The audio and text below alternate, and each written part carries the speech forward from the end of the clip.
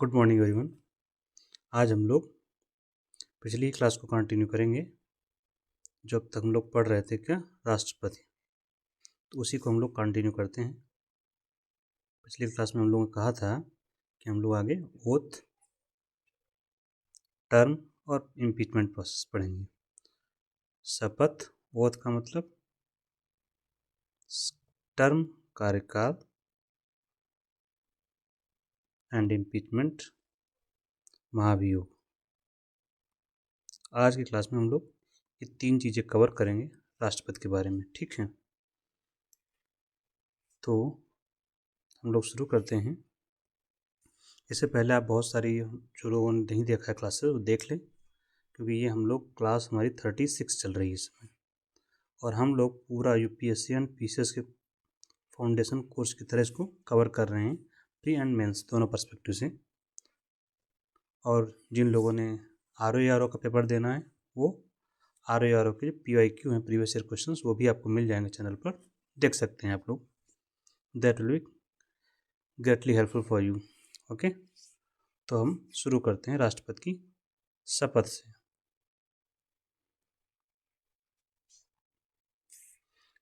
तो पहली बात ये आती है, हम लोग ये जान चुके हैं, क्या जान चुके हैं राष्ट्रपति के बारे में, कि राष्ट्रपति चुना कैसे जाता है,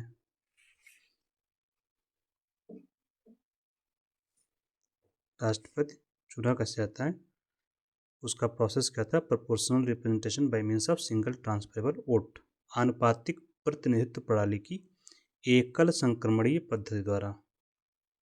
तो हम लोग देख चुके हैं पहले से ही, एकल संक्रमणीय पद्धति। यहाँ एक बात याद रखिए, संक्रमणीय जो है ना, इसका इंग्लिश में मतलब होता है ट्रांसफरेबल, सिंगल ट्रांसफरेबल सिस्टम, ठीक है। तो राष्ट्रपति का चुनाव हो चुका है, अब उसको लेनी है शपथ, ठीक। तो हम लोग बात करते हैं शपथ। शपथ को इंग्लिश में बोलते हैं ओथ। तो ओथ कौन दिलाता है?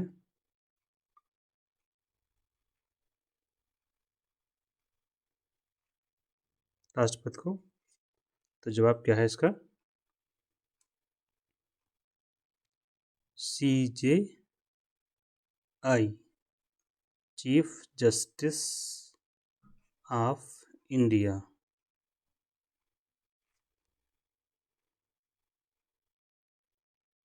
अभी CJI कौन है? DY चंद्रचूड़ जी थे, उसके बाद अभी संजीव खन्ना साहब आए हैं, ठीक है। हिंदी में क्या बोलेंगे इसको? भारत के मुख्य न्यायाधीश।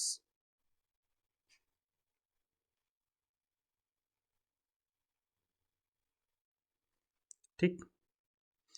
अगर ये एब्सेंट है, मान लीजिए कि ये पद खाली है, CJI अनुपस्थित है,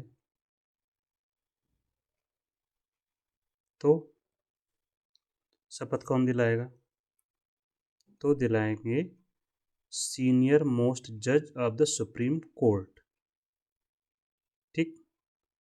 उच्चतम न्यायालय,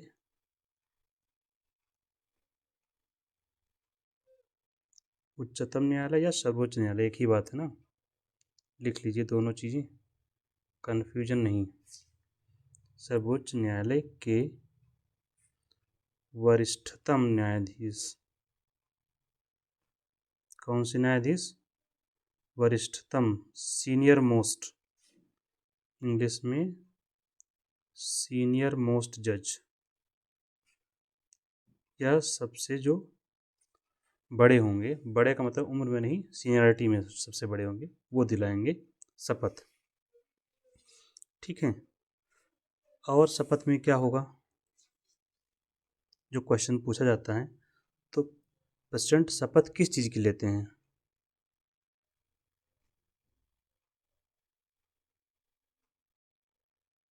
किसकी? तो आप इंग्लिश में टर्म याद करेंगे, वो आपको समझ में भी आएगा। प्रिजर्व, तीन शब्द हैं, यही पूछे जाते हैं आपके। प्रोटेक्ट एंड डिफेंड, मतलब प्रिजर्व करेंगे, प्रोटेक्ट करेंगे एंड डिफेंड भी करेंगे। किसको? The constitution of India.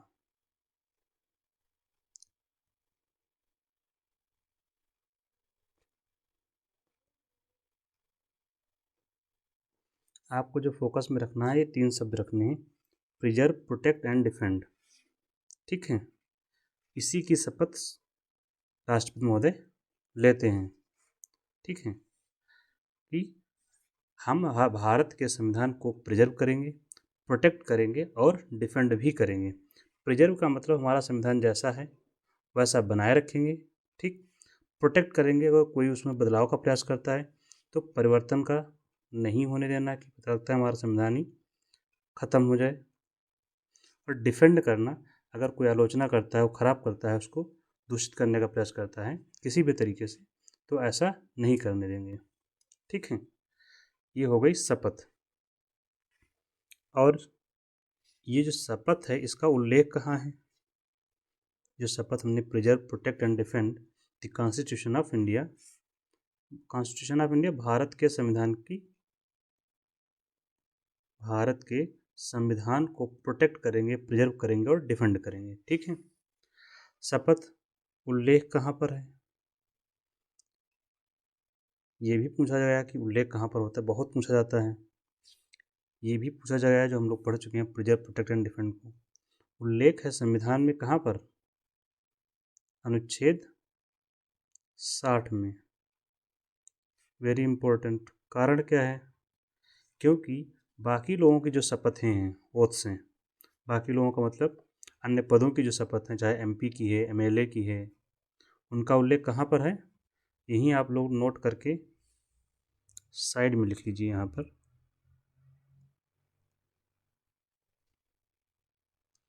अन्य सभी पदों के लिए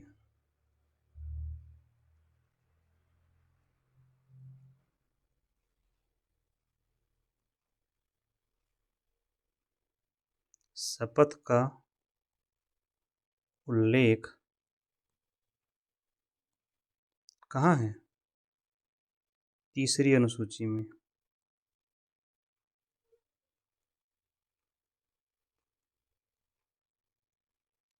इसीलिए ये बहुत पूछा जाता है, तो कन्फ्यूजन नहीं होना। जब भी राष्ट्रपति शपथ पूछी जाए तो आपको बताना है कि राष्ट्रपति का शपथ का उल्लेख तीसरी अनुसूची में नहीं है। एक और व्यक्ति है जो यहाँ नहीं है, उसको यहाँ पर लिख लेंगे किसका नहीं है, उपराष्ट्रपति का,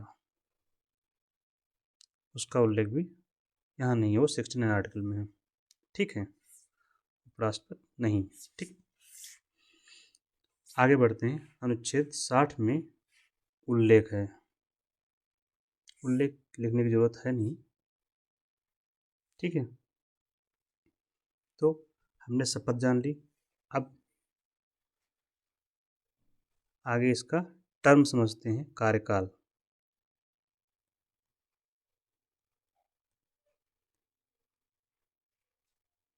प्रेसिडेंट का कार्यकाल। तो प्रेसिडेंट का जो कार्यकाल होता है वो कितना होता है ये देखते हैं हम लोग। तो प्रेसिडेंट का जो कार्यकाल होता है वो होता है 5 वर्ष, 5 ईयर, है ना।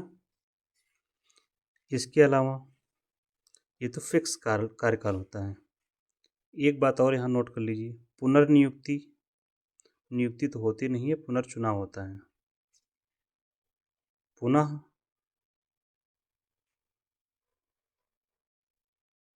इसको ऐसे नहीं लिखते हैं। कितनी बार राष्ट्रपति बन सकता है कोई, आप लोग साफ साफ समझिए, कितनी बार राष्ट्रपति बन सकते हैं। मान लीजिए कोई चुनाव लड़ता है तो हमारा संविधान कहता है जितनी बार चाहो उतनी बार बन सकता है, कोई सीमा नहीं है। आप जब तक योग्य हैं तब तक आप बनते रहिए। ये बात हम लोग यहाँ क्यों पढ़ रहे हैं, ज़रूरी इसलिए है क्योंकि जो अमेरिका का संविधान है, ज़रूरी क्यों है क्योंकि जो यूएसए का संविधान है, यूएसए का जो राष्ट्रपति है वहाँ पर केवल 2 बार बन सकते हैं, 2 बार। अगर आप यूएसए का राष्ट्रपति बनना चाहते हैं तो 2 बार बन सकते हैं, इससे ज़्यादा नहीं। भारत में आप कितनी बार भी बन सकते हैं, बस आपको चुनाव जीतना है, ठीक है। कितनी बार भी राष्ट्रपति बन सकते हैं। कार्यकाल 5 वर्ष हो गया। इसके अलावा कैसे पद खाली कर सकता है, पद मुक्त। इसके अलावा कार्यकाल तो कम भी हो सकता है ना, फिक्स तो है 5 साल। उससे पहले इस्तीफा दे सकता है वो, इस्तीफा दे सकता है तो पद खाली हो जाएगा। ये इस्तीफा किसको एड्रेस करेगा, किसको संबोधित करके देगा, एड्रेस्ड टू वाइस प्रेसिडेंट।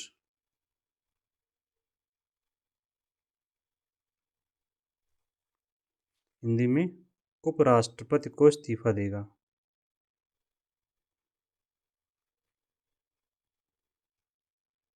आप लोग सोच रहे हैं ये एड्रेस्ड क्या लिख दिया है, तो आप लोगों ने एप्लीकेशन लिखा है ना हिंदी में, सेवा में, फिर प्रधानाचार्य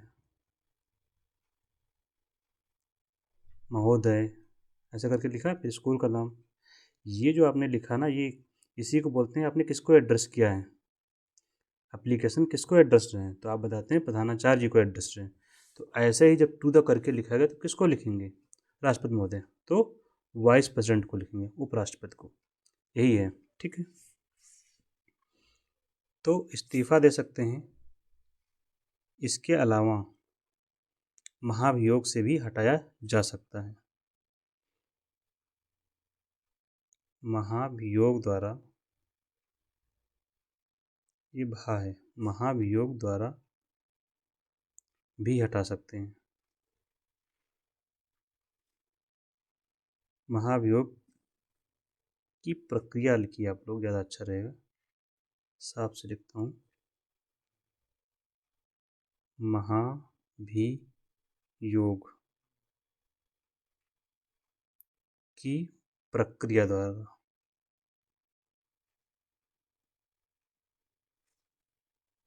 हटा सकते हैं। तो आपसे कोई पूछता है कि आप राष्ट्रपति को किसके पद से हटाना है तो कैसे हटाएंगे, आप बताएंगे महाभियोग की प्रक्रिया से हटाएंगे, ठीक। कौन हटा सकता है महाभियोग की प्रक्रिया से, महाभियोग की प्रक्रिया से कौन,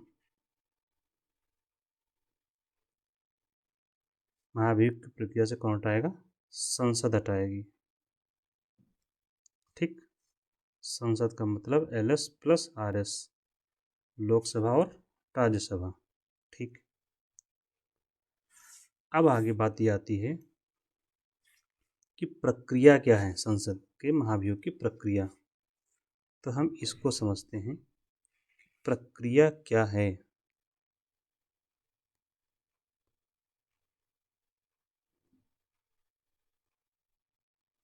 किसकी, महाभियोग की।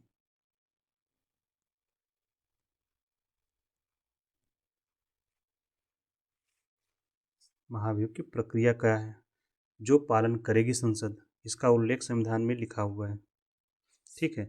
तो महाभियोग की प्रक्रिया का उल्लेख कहाँ है, जो कि पूछा ही जाता है, अनुच्छेद 61। यहाँ आप लोग नोट करके लिख लीजिए कि राष्ट्रपति को महाभियोग से हटा सकते हैं, मतलब राष्ट्रपति का जो टर्म है, कार्यकाल, इसका उल्लेख 56 में है आर्टिकल। इसी आर्टिकल में ये भी है कि राष्ट्रपति को महाभियोग से हटा सकते हैं, यहाँ लिखा हुआ है राष्ट्रपति को महाभियोग से हटा सकते हैं,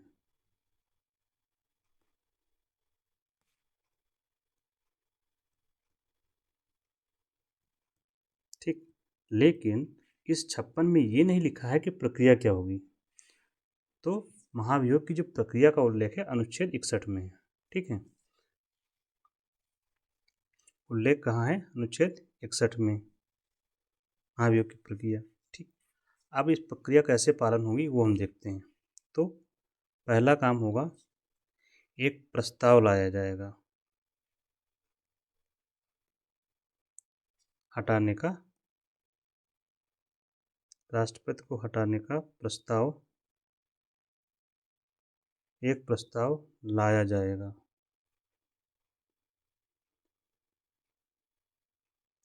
इसकी शर्त क्या है? इस प्रस्ताव में 1/4 सदस्यों के हस्ताक्षर होने चाहिए। जिसको भी लाना है ले आए, लेकिन 1/4 सदस्यों का समर्थन हो, का हस्ताक्षर। अब ये इतना आपने अगर पूरा कर लिया, हटाना अगर चाह रहे हैं आप, तो आगे आप क्या करेंगे? सदन में प्रस्तुत करेंगे। सदन मतलब संसद का सदन या के सदन, संसद के सदन में। हालांकि पहले आपका प्रस्ताव जाएगा, जो आपका प्रिसाइडिंग ऑफिसर होगा लोकसभा या राज्यसभा का, वहाँ जाएगा, उसके बाद आएगा। हमें उससे अंदर जाने की जरूरत नहीं। तो संसद के सदन में प्रस्तुत होगा। यहाँ आपको जवाब मिल रहा है, किसी भी सदन में प्रस्तुत कर सकते हैं, किसी भी सदन में आप ला सकते हैं प्रस्ताव, किसी भी सदन में प्रस्ताव लाया जा सकता है।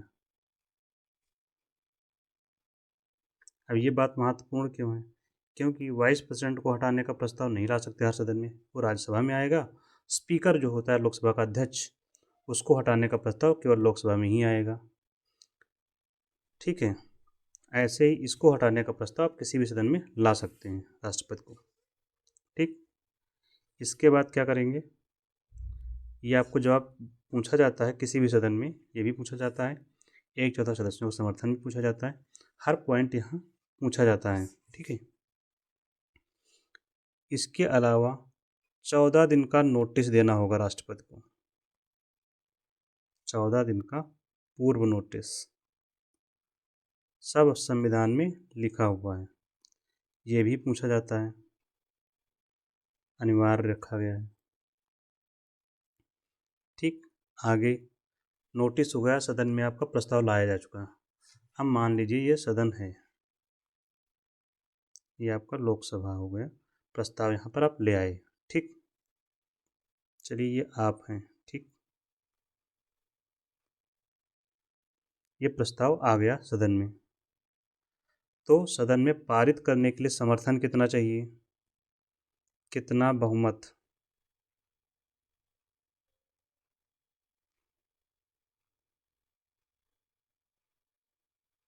कितना बहुमत आपको चाहिए होगा सदन में? सदन में आपको बहुमत चाहिए 2/3, ये भी पूछा जाता है। वो भी किसका? 2/3, 2/3 किसका? कुल सदस्य संख्या का, कुल सदस्य संख्या का। सदन में जितने सदस्य की स्ट्रेंथ है, कुल टोटल, ठीक है, उसका, भले ही पद खाली पड़े हों, हमें मतलब नहीं है, टोटल का लाना है। ठीक है, 2/3 बहुमत चाहिए, तब ये प्रस्ताव हो जाएगा पास। अब यहीं पर क्या होगा? जिस सदन में लाए हैं, या तो प्रस्ताव पास, 2/3 आया तो पास, और 2/3 से कम तो खारिज। लोकसभा में ही खत्म हो जाएगा, या जहाँ से शुरू किया गया वहीं से खत्म हो जाएगा। पास हुआ तो दूसरे सदन में जाएगा प्रस्ताव,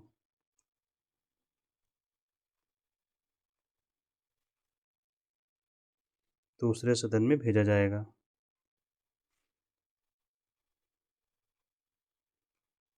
अब दूसरा सदन क्या करेगा?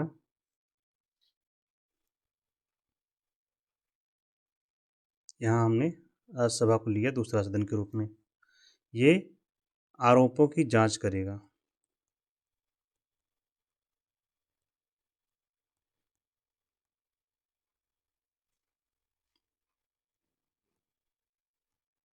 ठीक, यहाँ पर एक बात लिख लीजिए, आधार क्या होगा हटाने का राष्ट्रपति को?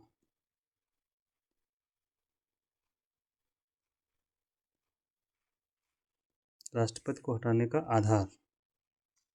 आधार होगा संविधान का उल्लंघन। ये भी पूछा जाता है बहुत ज़्यादा। मतलब अगर संविधान का उल्लंघन करता है तभी हटा सकते हैं। एक यही आधार है और कोई आधार नहीं है। मतलब जब आप प्रस्ताव लाएंगे तो आप कहेंगे कि भाई फला राष्ट्रपति ने संविधान का उल्लंघन किया है, इसलिए हम 1/4 सदस्यों के समर्थन से प्रस्ताव लेकर आ रहे हैं और 14 दिन का नोटिस हमने दे दिया है। और संविधान का उल्लंघन क्या है ये संविधान में लिखा नहीं है, इसके बारे में वर्णन नहीं है। क्या? बस शब्द ही है एक, संविधान का उल्लंघन। ठीक, आगे चलते हैं। ये बहुत पूछा जाता है, बेसिस ग्राउंड क्या है हटाने का? ग्राउंड हटाने का, ठीक है, बहुत पूछा जाता है। दूसरा सदन आरोपों की जांच करेगा और राष्ट्रपति को यह अधिकार होगा अपना पक्ष रखने का अधिकार होगा। यहाँ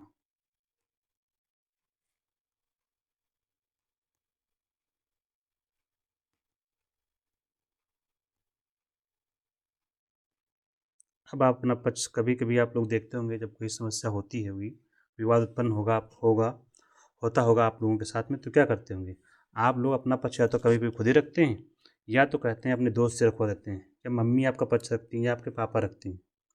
तो राष्ट्रपति ही यहाँ पर क्या करेगा, अपना पक्ष कैसे रखेगा? या तो स्वयं रख सकता है या किसी व्यक्ति के माध्यम से, जो सीनियर हो, जो भी हो, या काउंसिल हो, वकील हो, उसके माध्यम से अपना पक्ष रख सकता है। ठीक, जरूरी नहीं काउंसिल हो, किसी के कोई भी हो सकता है, वो जिसको चाहे। तो यह राष्ट्रपति को अपना पक्ष रखने का अधिकार होगा। इसके बाद दूसरा सदन कौन है? रही राज्यसभा। यहाँ भी क्या होगी? वोटिंग होगी। और जब वोटिंग होगी तो बहुमत कितना चाहिए होगा? सेम बहुमत जो लोकसभा में था, 2/3 कुल सदस्य संख्या का।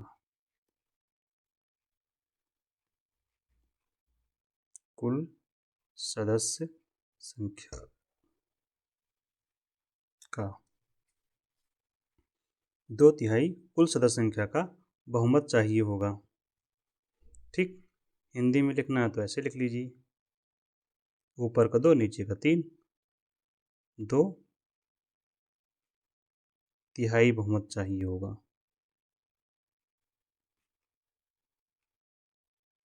दोनों ही सदनों में।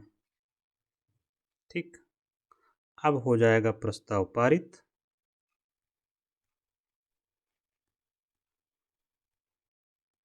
प्रस्ताव पारित होते ही राष्ट्रपति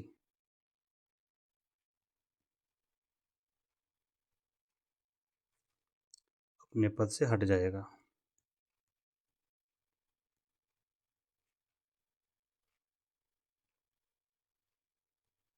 इसके लिए कोई अलग से आदेश नहीं होता है। ठीक है, प्रस्ताव पारित हो गया और राष्ट्रपति अपने पद से हट जाएगा इसी डेट से, जिस डेट में ये प्रस्ताव पारित होगा।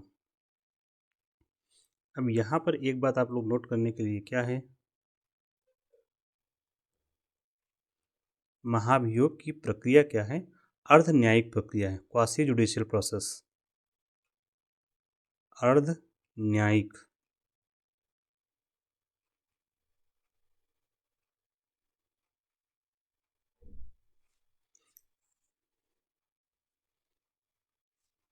प्रक्रिया है। कौन सी? महाभियोग की। महाभियोग का जो प्रोसेस है वो अर्ध न्यायिक है। उसका नेचर क्या है, प्रकृति क्या है? वो न्यायिक प्रकृति का है, अर्ध न्यायिक प्रकृति का है। ठीक है, impeachment process, quasi judicial in nature. Quasi judicial ये लीगल शब्द है, इसको यूज़ किया जाता है कभी कभी एग्जाम्स में। क्वासी जुडिशियल प्रोसेस है, ठीक है। इन समरी आप लोग ये देख लीजिए प्रोसेस कैसे होता है महाभियोग का। ये हो गया आपका लोकसभा, ये हो गया राज्यसभा, ठीक। यहाँ पर प्रस्ताव आप लाएंगे। प्रस्ताव में क्या बातें आपको पूरी करनी है? पहले 1/4 सदस्यों का समर्थन, 14 दिन का नोटिस।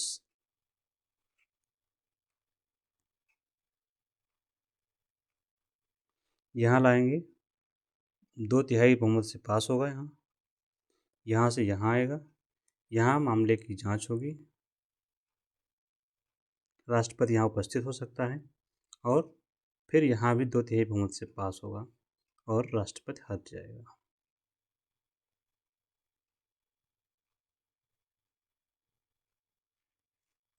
ठीक, अब आगे हम लोग पढ़ेंगे राष्ट्रपति की शक्तियाँ।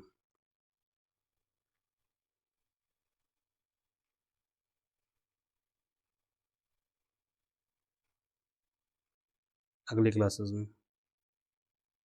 ठीक है। तो नेक्स्ट क्लास में हम लोग राष्ट्रपति की शक्तियाँ देखेंगे। तब तक के लिए आप लोग इसको रिवाइज कीजिए और देखते रहिए। Thank you.